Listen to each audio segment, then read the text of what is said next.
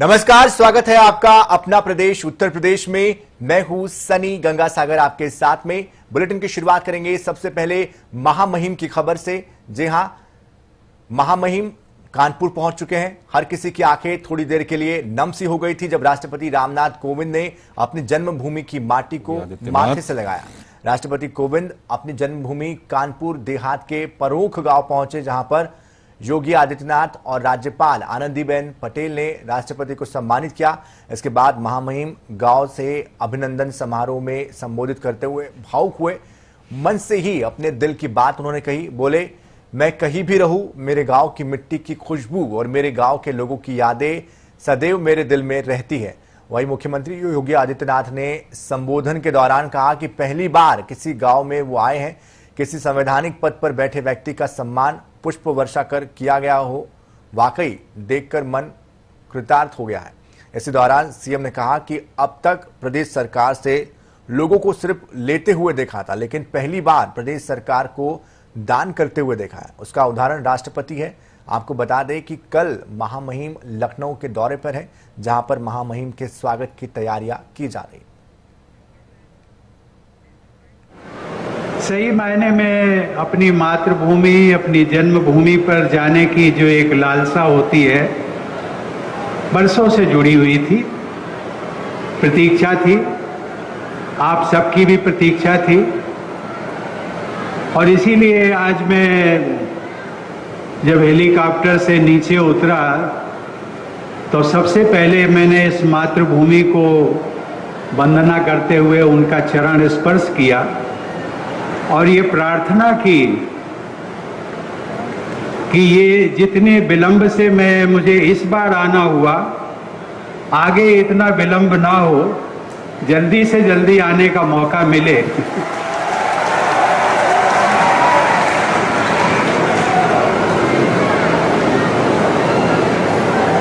बहनों और भाइयों, आप सबके बीच यहाँ पहुँचने के पहले मैं राज्यपाल महोदया और मुख्यमंत्री जी के साथ पथरी देवी मंदिर जाकर दर्शन किया और उनसे आशीर्वाद लिया। मुझे बाबा साहब डॉक्टर भीमराव अंबेडकर के स्मारक पर पुष्पांजलि अर्पित करने का भी सौभाग्य मिला। मुलाकात के लिए तो राष्ट्रपति जब अपने गांव पहुंचे तो उन्होंने संबोधित किया और साथ ही इस बात का जिक्र किया कि बहुत लंबा वक्त उनको लग गया, लेकिन वो कोशिश करेंगे कि अगली बार वो जल्दी पहुंचे। ये 3 तस्वीरें हैं जब अपनों के बीच महामहिम पहुंचे, जन्मभूमि को उन्होंने नमन किया। उसके बाद ये तस्वीर उस वक्त की जब डॉक्टर अंबेडकर की प्रतिमा पर माल्यार्पण करने के लिए वो पहुंचे और जब पैतृक आवास पर वो पहुंचे उस दौरान की तस्वीर। तो एक भावुक क्षण था महामहिम के लिए।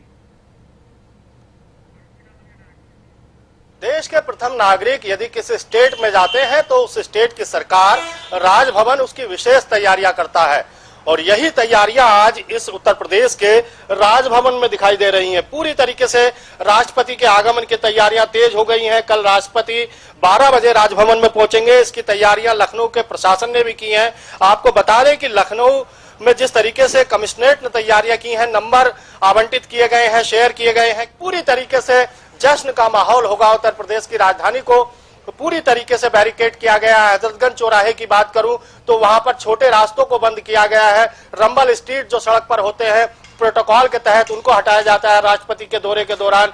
मैं अपने कैमरामैन से यह भी चाहूंगा कि पुलिस फोर्स जो तैनात है इस समय राजभवन पर वो भी दिखाए, क्योंकि इसकी तैयारियां पूरी तरीके से प्रशासन और सरकार और राजभवन प्रशासन ने करनी शुरू कर दी है। राष्ट्रपति 2 दिन के उत्तर प्रदेश की राजधानी लखनऊ के दौरे पर होंगे। तमाम कार्यक्रम का आयोजन होना है। इसके लिए आपको ये भी बता दें कि राष्ट्रपति जब राजधानी लखनऊ में होंगे तो विशेष तैयारियां की गई हैं, पंडाल बनाए गए हैं, यहाँ पर स्वागत की तैयारियां की गई हैं राजभवन द्वारा। मुख्यमंत्री योगी आदित्यनाथ, राज्यपाल आनंदीबेन पटेल खुद मौजूद रहेंगी राष्ट्रपति जब राजधानी लखनऊ कल 12 बजे पहुंचेंगे। वीडियो जर्नलिस्ट आशीष के साथ संजीव कपासिया, जनता टीवी, लखनऊ। तो कल लखनऊ पहुंचने वाले महामहिम और उसके लिए तैयारियां की जा रही है। बहरहाल बढ़ते आगे, पूर्व गन्ना राज्य मंत्री और रामकोला से 2 बार के विधायक रहे अंबिका सिंह का रविवार को भोर में निधन हो गया। इनके पार्थिव शरीर पर प्रदेश सरकार में कृषि मंत्री सूर्य प्रताप शाही, विधायक हाटा पवन केडिया और कुशीनगर से रजनीकांत मणि त्रिपाठी ने अपने श्रद्धा सुमन अर्पित किए और पुलिस बल ने गार्ड ऑफ ऑनर की सलामी उन्हें दी। अंबिका सिंह के निधन पर उत्तर प्रदेश के मुख्यमंत्री योगी आदित्यनाथ ने गहरा शोक व्यक्त किया है। मुख्यमंत्री ने दिवंगत आत्मा की शांति के लिए कामना करते हुए शोक संतप्त परिजनों के प्रति अपनी संवेदनाएं व्यक्त की है। अंबिका सिंह काफी दिनों से बीमार चल रहे थे और शनिवार की रात तबीयत बिगड़ने पर उन्हें इलाज के लिए भागलपुर लाया जा रहा था, पर सबौर के पास उनका निधन हो गया।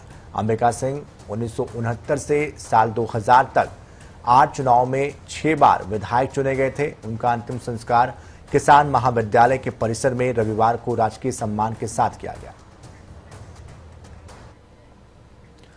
भारतीय जनता पार्टी के शीर्ष संगठन ने उत्तर प्रदेश विधानसभा चुनाव 2022 का रोड मैप तैयार करने में तैयारियां शुरू कर दी है।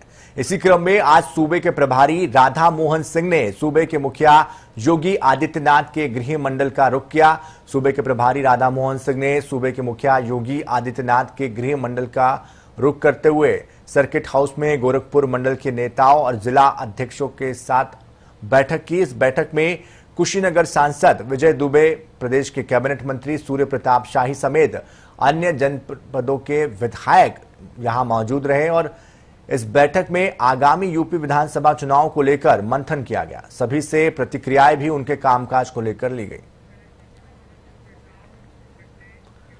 आगामी विधानसभा चुनाव के मद्देनजर सभी दलों ने साठगांठ को लेकर खुला ऐलान करना शुरू कर दिया है। इसी क्रम में एआईएमआईएम के प्रमुख ने ट्वीट करते हुए सियासी गलियारे में खलबली मचा दी है। उत्तर प्रदेश चुनाव को लेकर मैं कुछ बातें आपके सामने रख देना चाहता हूं। हमने फैसला लिया है कि हम 100 सीटों पर अपना उम्मीदवार खड़ा करेंगे। पार्टी ने उम्मीदवारों को चुनने की प्रक्रिया शुरू कर दी है और हमने उम्मीदवार आवेदन पत्र भी जारी कर दिया है। हम ओपी राजभर साहब भागीदारी संकल्प मोर्चा के साथ है। हमारी और किसी पार्टी से चुनाव या गठबंधन के सिलसिले में कोई बात नहीं हुई है।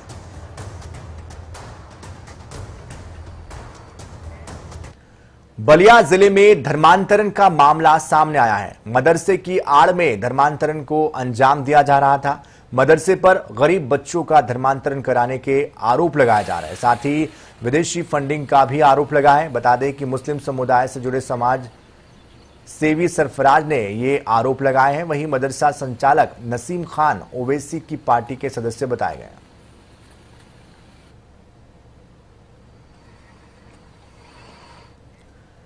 प्रदेश में धर्म परिवर्तन को लेकर लगातार खुलासे हो रहे हैं। शाहजहांपुर में भी आज एक धर्म परिवर्तन का मामला सामने आया।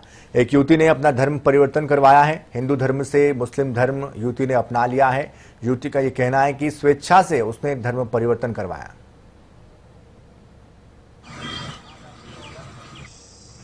जैसे मैंने करवाया था नहीं, वो मैंने खुद अपने आप सर्च किया, फिर वहाँ पे जो भी थे मैंने उनको जाके खुद बोला। तो इसमें नेट के जरिए आपने सर्च किया था? जी, नेट के थ्रू मैंने सर्च किया। तो ये दिल्ली में हुआ? ये दिल्ली में।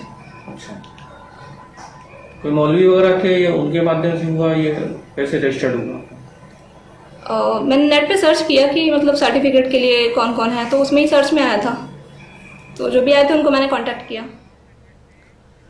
प्रदेश अध्यक्ष स्वतंत्र देव सिंह आज महोबा के दौरे पर थे, जिस दौरान सपाइयों ने उन्हें काले झंडे दिखाने का मंसूबा बनाया था, लेकिन प्रशासन को इसकी भनक पहले ही लग गई थी और प्रशासनिक अमले की ओर से नाकेबंदी करते हुए सपाइयों की मंशा को नाकाम कर दिया गया। फिलहाल प्रशासन ने सतर्कता दिखाते हुए सपाइयों के मंसूबों पर पानी फेर दिया।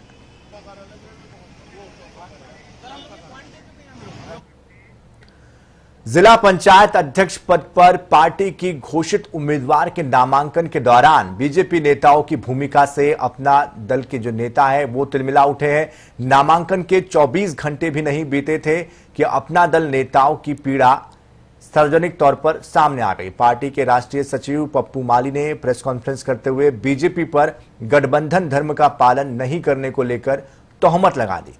राष्ट्रीय सचिव पप्पू माली ने कहा है कि बीजेपी परोक्ष रूप से बागी प्रत्याशी का समर्थन कर रही है। इसके अलावा उन्होंने पुलिस पर भी कई गंभीर आरोप लगाए। एसओ खेतासराय जी कल 10:30 बजे रात जिला पंचायत सदस्य कमालुद्दीन के यहाँ गए हैं और उनको हड़का रहे थे कि आप नीलम सिंह को वोट दीजिए, नहीं तो आपके ऊपर फर्जी कार्रवाई की जाएगी। कि किसके दबाव में राजेश यादव ऐसा कर रहे हैं? अब वहाँ अभी हम तो एसपी साहब से मांग कर रहे हैं, किसके दबाव को कर रहे हैं ऐसा। हम एसपी साहब से अनुरोध करना चाहते हैं कि ऐसे थानाध्यक्ष के ऊपर कठोर से कठोर कार्रवाई, इसकी जांच का विषय है, जांच कराएं। सिद्धार्थनगर में आज पुरानी नौगढ़ प्राथमिक स्वास्थ्य केंद्र पर 18 वर्ष से कम उम्र के बच्चों को मेडिकल किट वितरण का कार्यक्रम आयोजित किया गया। इस कार्यक्रम में जिले के प्रभारी मंत्री स्वामी प्रसाद मौर्य ने शिरकत की। इस खास मौके पर प्रदेश के स्वास्थ्य मंत्री जय प्रताप सिंह भी यहां मौजूद रहे। वहीं स्वामी प्रसाद मौर्य ने यह कहा है कि कोरोना बीमारी को रोकने के लिए जिला प्रशासन पूरी तरीके से सक्रिय है और आज उसी क्रम में यह कार्यक्रम आयोजित किया गया है। इसके अलावा स्वास्थ्य मंत्री जय प्रताप सिंह ने मीडिया से बात करते हुए कहा है कि 15 साल तक के बच्चों को 4 पैकेटों में किट बनाया गया उनके लिए और ये किट कोरोना में बच्चों को काफी उपयोगी साबित हो रहा है, उनके लिए लाभदायक साबित हो रहा है। ये तो जो अभी आज जो मेडिकल किट का वितरण हम लोग कर रहे हैं, ये 0 से 15 साल के बीच के 4 श्रेणी बनाया गया है और उन लोग को जो इस तरह के लक्षण युक्त हो सकते हैं, जैसे 18 के प्लस का 5 मई से हमारा चल ही रहा है, उसमें लक्षण युक्त प्रकार के जो खांसी बुखार जुकाम या जिसको हम इन्फ्लुएंजा लाइक इलनेस कहते हैं या साड़ी कहते हैं, इस तरह के लक्षण वाले जो बाद में कोविड में परिवर्तन हो जाते हैं, इनको पहले से किट हम लोग 5 मई से दे रहे हैं ताकि वो तत्काल उनका वहीं पर उनका उपचार हो जाए और उनको अस्पताल में आना पाए। कोरोना महामारी को रोकने में सिद्धार्थनगर का प्रशासन पहले भी बहुत सक्रिय था और अभी भी बहुत सक्रिय होकर के तीसरी लहर को भी रोकने के लिए चाक चौबंद हो चुका है। आज उसी क्रम में यहाँ के मुख्य चिकित्सा अधिकारी के द्वारा यह कार्यक्रम आयोजित किया गया है, जिसमें यह 18 साल से कम उम्र बच्चों को मेडिसिन किट उपलब्ध करा करके उनको स्वस्थ बनाए रखने और कोरोना महामारी को रोकने का कार्य किया जा रहा है। प्रदेश में विधानसभा चुनाव 2022 को लेकर सियासी हलचल तेज हो गई है। वहीं कांग्रेस के प्रदेश अध्यक्ष अजय कुमार लल्लू ने सपा सुप्रीमो अखिलेश यादव पर हमला किया है। अजय कुमार लल्लू ने कहा है कि अखिलेश कहते हैं कि हम प्रदेश के मुख्यमंत्री बनने जा रहे हैं, लेकिन सदन में सत्ता की आंख में आंख डालकर सवाल पूछना हो तो कांग्रेस सवाल पूछती है, सपा नहीं पूछती। अगर योगी से आंख में आंख मिलाकर सदन में अगर सवाल पूछने की बारी आती है तो कांग्रेस के विधायक उससे सवाल पूछते हैं। अगर सड़कों पर लड़ने की बारी आती है तो हाथरस में प्रियंका गांधी एक दलित की बेटी के न्याय के लिए लाठी खाती है। अगर शाहजहांपुर के बेटी की न्याय की लड़ाई होती है तो प्रियंका गांधी लड़ती है। अगर 3 काले कानून के खिलाफ पूरे प्रदेश भर में सभा करनी होती है तो प्रियंका गांधी करती है। और आप कहते हो हम विपक्ष के नेता हैं। अरे भैया, पहले अपने जिला अध्यक्ष और अपने कार्यकर्ताओं को बचा लो, फिर कहना उत्तर प्रदेश के लोगों की रक्षा कर पाएंगे। तो पिछला चुनाव कांग्रेस और सपा ने मिलकर साथ लड़ा था, लेकिन जिस तरह से प्रदेश अध्यक्ष ये बातें कह रहे हैं, अब देखना ये होगा आने वाले समय में चुनाव को लेकर किस तरह की रणनीति दोनों ही पार्टियां बनाती है। बहरहाल बढ़ते आगे, कन्नौज में बीजेपी सांसद सुब्रत पाठक ने सपा सुप्रीमो अखिलेश यादव पर जमकर हमला किया है और बीजेपी सांसद का ये कहना है कि ये जो लोकतंत्र के डकैत है, लोकतंत्र की हत्या की बात करते हैं तो हंसी के सिवाय और कुछ नहीं आता है। अखिलेश यादव के समय पर क्या होता था ये जनता भी जानती है। इसके अलावा जनसंख्या नियंत्रण को लेकर क्या कुछ उन्होंने कहा, आइए आपको सुनाते।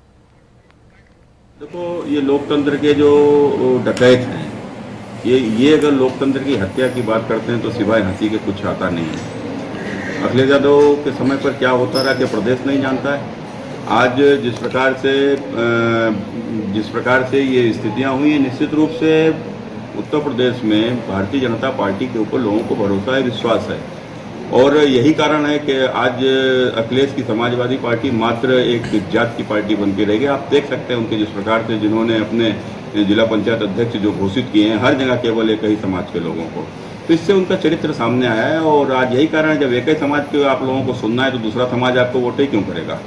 तो आज यही कारण है कि लोगों ने भारतीय जनता पार्टी को बड़ी तादाद में वोट किया है। और भारतीय जनता पार्टी, मुझे लगता है कि सारे के सारे जिला पंचायत, हमें हमारे देश को बचाना है तो सबसे पहले जनसंख्या को रोकना ही होगा। क्योंकि आज जिस प्रकार से, जिस तेजी के साथ में जनसंख्या बढ़ी है, मैं समझता हूँ उतने संसाधन हमारे देश में है ही नहीं। हम तेजी से प्राकृतिक संसाधनों को भी सोखते चले जा रहे हैं, जंगल समाप्त हो रहे हैं, कंक्रीट के जिस प्रकार से निर्माण हो रहा है, इससे कहीं ना कहीं पानी का भी समस्या आ रही है, हर चीज़ की। तो ये अब ऑक्सीजन की भी समस्या देखी, बड़ी तादाद में पेड़ कट रहे हैं। ये सब जनसंख्या के कारण से है। तो अगर जनसंख्या बढ़ती जाएगी तो एक दिन जनसंख्या विस्फोट में कोई बचने वाला नहीं है। तो इसलिए बहुत महत्वपूर्ण है, इसको पहले से ही इसको नियंत्रण किया जाए। अब जो प्यार से मानेंगे उनको प्यार से समझाया जाएगा, और जो नहीं मानेंगे उसके लिए तो शासन प्रशासन बैठा ही हुआ है। हर सत्र में हम लोग आवाज़ उठा रहे हैं, और हमने तो लोगों ने पहले भी आवाज़ रखा था। इस बार हमारे साथी लोग इसमें एक प्राइवेट बिल भी लेकर आ रहे हैं। जम्मू एयरपोर्ट के टेक्निकल एरिया में ब्लास्ट के बाद अब लखनऊ के एयरपोर्ट पर भी सुरक्षा बढ़ा दी गई है, जिसके चलते चौधरी चरण सिंह एयरपोर्ट पर सुरक्षा के कड़े इंतजाम किए गए हैं। एयरपोर्ट परिसर में आने वाले हर वाहन की जांच की जा रही है। एयरपोर्ट परिसर के चारों तरफ सीआईएसएफ के जवानों को तैनात कर दिया गया है। साथ ही एयरपोर्ट पर अन्य सुरक्षा एजेंसियां भी मुस्तैदी के साथ यहां पर डटी हुई है। सीआईएसएफ के जवान हर संदिग्ध लोगों से पूछताछ भी कर रहे हैं।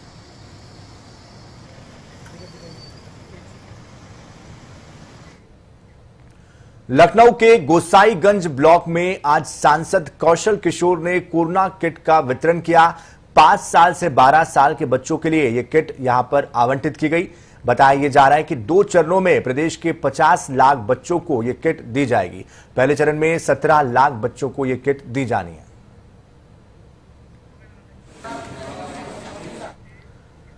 श्री पारस अस्पताल के परिसर में लगे सीसीटीवी कैमरों की डीवीआर को शनिवार को पुलिस प्रशासन की टीम ने जब्त कर लिया है। डीवीआर को फॉरेंसिक लैब के लिए भेजा जाएगा। पुलिस के मुताबिक 26, 27 और 28 अप्रैल के फुटेज इसमें देखे जाएंगे, और अगर फुटेज मिलते हैं तो 3 दिन में जो मौतें हुई है मरीजों की, उसके अलावा जो संख्या है और जिस तरह से वायरल वीडियो बनाने वालों को लेकर जो बातें सामने आ रही थी, उन सभी बातों से पर्दा उठ सकता है। अस्पताल में टीम 1 घंटे तक मौजूद रही। पुलिस की जांच अभी वीडियो बनाने वाले और वायरल करने वाले की तलाश में आगे बढ़ रही है, जबकि वीडियो में मॉक ड्रिल पर कही गई जो बात है उस पर ध्यान नहीं दिया गया। अस्पताल में लगे सीसीटीवी कैमरों के फुटेज से मॉक ड्रिल का सच सामने आ सकता है। पहले भी पुलिस के पास जांच चल रही है। जो एविडेंस कलेक्ट करने के लिए पुलिस ने जो वहाँ पे डीवीआर था उसको पुलिस ने जब्ती किया। उस पर जो 24, 25, 26 का जो वहाँ का पहले भी एक वीडियो वायरल हुआ था, ऑडियो वायरल हुआ था, उसका जांच करने के लिए हम लोग उसका डाटा को डिलीट हो गया, मतलब फोरेंसिक के माध्यम से उस दिन जो भी हॉस्पिटल की गतिविधियाँ हैं, उस दिन कितना लोग आया गया, उसके पास जो रिकॉर्डिंग किया और उस पर कोई वहाँ पर जो भी एक्टिविटीज है उसको सबका जांच करने के लिए, उस पर कोई डिलीटेड डाटा रिकवरी करने के लिए हमने उसकी जब्ती की है। उसको जब्ती करके विवेचना में शामिल करने के लिए हम लोग आया, मैंने ऐसा चौका, साथ साथ उसको फोरेंसिक लेबोरेटरी हमने भेजा हूँ। वहाँ से डाटा, डिलीटेड डाटा कुछ मिल जाएगा, उसके बाद एनालाइज करेंगे, इंटरप्रेट करेंगे, उस पर हमारा जांच में कहीं उसको सबूत को इकट्ठा कर सकते हैं, उसको शामिल कर सकते हैं, उसको जांच के लिए उसको जब्ती किया। उत्तर प्रदेश की योगी आदित्यनाथ सरकार के प्रदेश में जनसंख्या नियंत्रण की योजना तैयार करने से पहले ही उसका विरोध होने लगा है।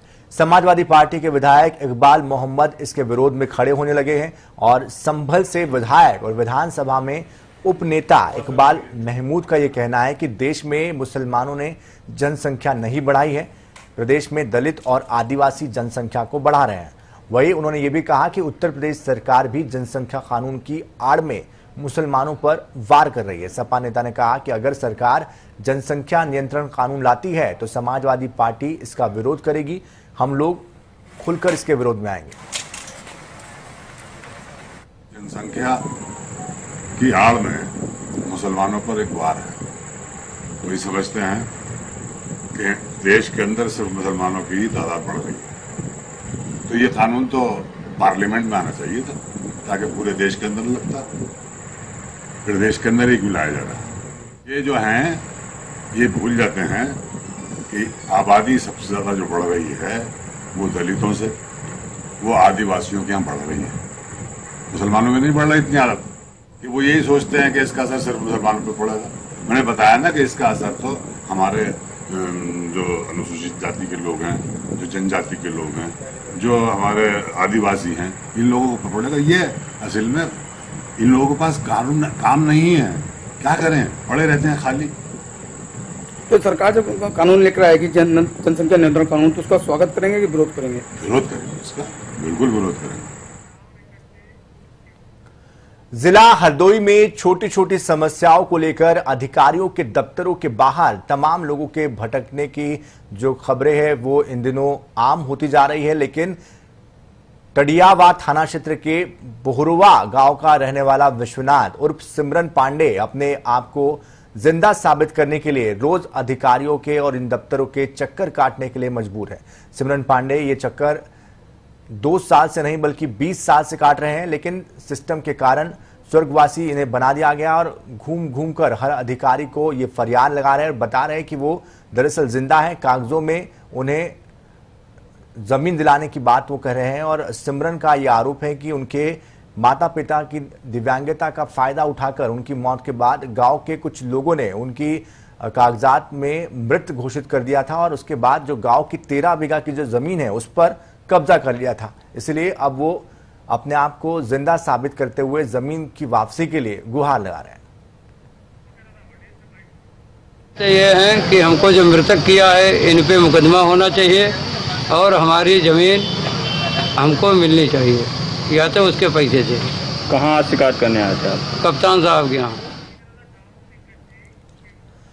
फर्रुखाबाद के गांव हथियारपुर बाजार में एक बंद मकान में नकली शराब का जखीरा मिला है। शराब की सूचना मिलने पर एसडीएम अनिल कुमार ने पुलिस और आबकारी विभाग के निरीक्षकों के साथ मकान पर छापा मारा। घर का दरवाजा नहीं खोले जाने को लेकर पुलिस ने दीवार से चढ़कर दरवाजा किसी तरह से खोला, जहां पर कमरे में भारी मात्रा में अवैध शराब मिली है। वहीं पुलिस ने शराब गिरोह के कई लोगों को हिरासत में लेते हुए शराब कारखाने का भंडाफोड़ किया। थाना क्षेत्र मऊ दरवाजा में ये हथियारपुर कस्बा है। इसमें ये जो आउटस्कर्ट में ये मकान है, इसमें ये स्पिरिट से शराब बनाने की शिकायत पर यहाँ पर मतलब जो सूचना थी उस पर कार्रवाई की गई। तो लगभग इसमें अभी जो कार्टन्स में है वो आबकारी विभाग के हिसाब से इंस्पेक्टर साहब से करीब 10 लाख की शराब है। लेकिन महत्वपूर्ण बात इसमें ये है कि यहाँ सारे इक्विपमेंट इसको बनाने के, स्पिरिट भी है, उसके कंटेनर्स भी हैं, कार्टन भी है, मोहर भी है, बारकोड भी है जो उस पर बोतल पर चिपकाए जाते हैं। और सबसे गंभीर का विषय इसमें ये पॉइंट का है कि उन बारकोड्स को बोतल के ऊपर लगाया जाता है जो ये रीड कर ले रहे हैं हमारे पास। और बंडल इनके जो रीड नहीं कर पा रहे थे, लेकिन एक बंडल को उसको रीडिंग हो रही है। तो ये बहुत ही गंभीर विषय है और यहाँ पर एक हमारा पकड़ा गया है, शेष अन्य इसके साथी जो है वो फरार है और अन्य जो भी इसमें लिंक है उससे पूछताछ की जाए। तो इसी के साथ इस बुलेटिन में फिलहाल इतना ही। ताजा खबरों के लिए, अपडेट्स के लिए आप बने रहिए जनता टीवी के साथ।